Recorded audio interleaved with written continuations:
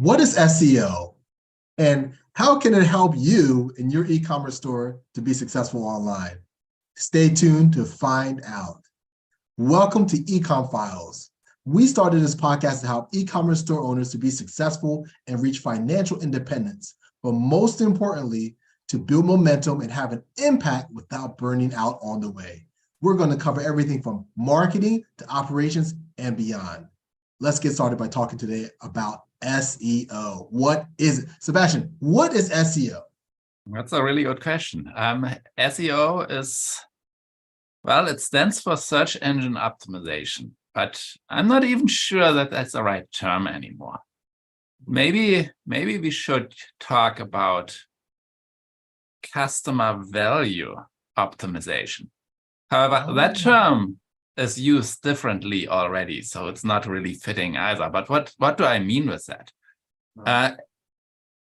SEO talks about how to rank, how to get your website seen on Google, Right. how to be one of the first results on Google or any other search engine, that is. And really a good way to achieve that is to just be relevant, to produce content that is relevant to your audience. Very interesting. So to produce content that's relevant to your audience. Now, when you say content, as far as production of content, are you referring to like articles or social media posts or videos on YouTube like we have here? Well, what do you mean? Well, let's go back to the basics. So let's look at what everybody thinks SEO is. And actually, I asked ChatGPT about what is SEO, and ChatGPT said SEO stands for search engine optimization. It is the practice of optimizing your website and its content to rank higher in search engine result pages.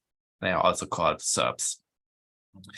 For specific keywords or phrases.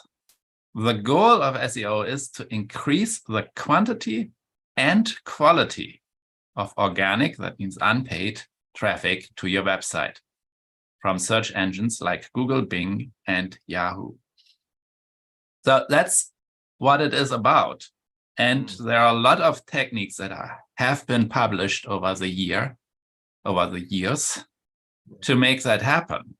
There is on-page optimization, off-page optimization, there is metadata optimization, there is keyword research, there is all these buzzwords. And yes, they're all important. But what's really important is just to be relevant, produce content that your audience wants to read. Very interesting. I think that's a good perspective, because we do get caught up in the tactics. I mean, SEO has become a much more ubiquitous word at this point in history. But at one point it was, and it still is in many terms, a black box. Like, wait a minute, what's actually going on? What's the changes as Google changes its algorithm, or these new platforms are coming to the forefront? But I think that's a good metric, a compass. Yeah. Right? So there are these Google updates, these feared Google updates, because every time Google updates something, somebody out there loses their rank. Yes, absolutely. And the thing is, Google updates are not rare. They happen every week or so, sometimes more often. And when you do SEO, don't think about how you can outfox Google, because you can't. Think about how you can be relevant, because in the end, relevancy is what Google is trying to measure. Do people that have a question, do people that go to Google and type in a question, do they get an answer on your page? That's what Google tries to figure out. And Google has all kinds of ways to measure that indirectly. All kinds of proxy metrics. And all the black hat, all the bad SEO tactics are trying to use that knowledge of how Google measures it and try to game it. But there's one question that we haven't answered at all yet. Why should I even care? Yeah. Why should I care about where my site shows up on Google? Ranks. Yeah. And well, if you think about your typical customer, let's say you're selling fire extinguishers. Random example. What does your typical customer do before they buy? They probably go to one of the search engines out there, probably Google, and type in what's the best fire extinguisher. That's true. Exactly. That's exactly what I'll write. What is the best fire extinguisher? That's the first thing I'm writing. Yeah. And then they end up on some article about that. Yeah. And that article then lists 15 or so fire extinguishers, and yours might be on there or it might not be. And then they click on that link, and then they get a sticker shock because the price is so high. And then they go back to the article and click on the next, and maybe then buy that. So how does that play in with SEO? How do you use that to your advantage? That mindset. So if you think about a customer, there are several stages they go through. They might not even know that they want a fire extinguisher. They might be in an earlier stage. Like, how do I protect my house from fires?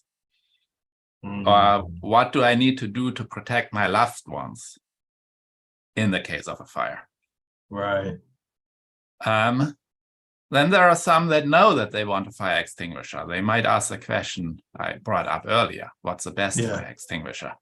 Right. Then there are people that know that they want that specific fire extinguisher, and then they search for, where can I get that fire extinguisher cheapest? And so on. So those are let's just talk about those three. The other two aren't that important in this specific context. If you can manage to get your website visible for all three of these questions, then you have a good chance of being the go-to store to sell that fire extinguisher. Right. So have an article about what to do to protect your loved ones. Have an article comparing fire extinguishers. And be honest, if your fire extinguisher is not better than another one, write that. There must be a reason that you created it, so point out that reason. But be honest. If you make up things, people will notice. Very good. And then the last one, the price of your fire extinguisher in your catalog, Google will probably find that. But there are some technical things you can do to make sure that Google will find that. Okay. So if you have those three things covered, then people will naturally come to your site. Right. If you do not have them covered, then they go somewhere else. And that means you're losing out on a lot of customers. Now, this is a very simplified view of things. There's a lot more to it than just writing and publishing an article, but yeah, a good start. that's the basics. That's how you should think about it. Yeah, very good. Yeah, Sebastian, I really appreciate this approach, because this approach is more value driven. Yes, and it approaches your building of content, or even as you're putting together copy on your website, from the perspective of your end consumer, from an empathetic standpoint and their buyer's journey, right? Yes. I think that's very Very important.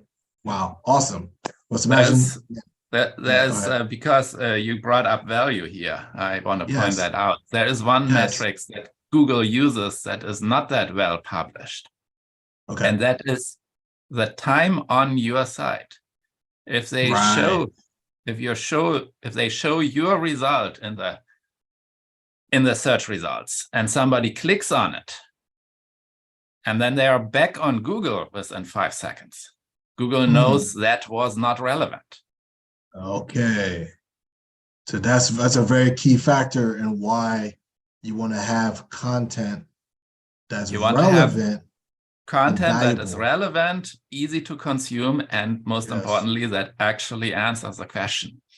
Right. So gone are the days of keyword stuffing, as it was once known, where you just put the keywords you know people are searching for without actually having what they're looking for, because people are going to bounce. Keyword over optimization is still a thing. People don't stuff anymore, but you still can end up in a situation where you have too many keywords that makes it unnatural for consumers, and then they leave the page early, and then Google will know because they measure the time. Exactly. Wow.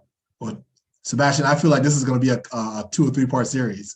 I feel like we're just getting started because there's so much more we can really touch on. Yes. But I think the audience has already got a great amount of value there for today. And we want to thank you guys all again, just for showing up. We hope that you found the information that was provided today valuable. If you have any comments or questions, like always, leave them below. If you want to see more content like this, please subscribe. Thanks for watching. Have a wonderful day. And to wrap up, Sebastian, do you have anything to say?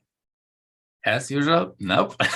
Thanks for showing up, and see you next time.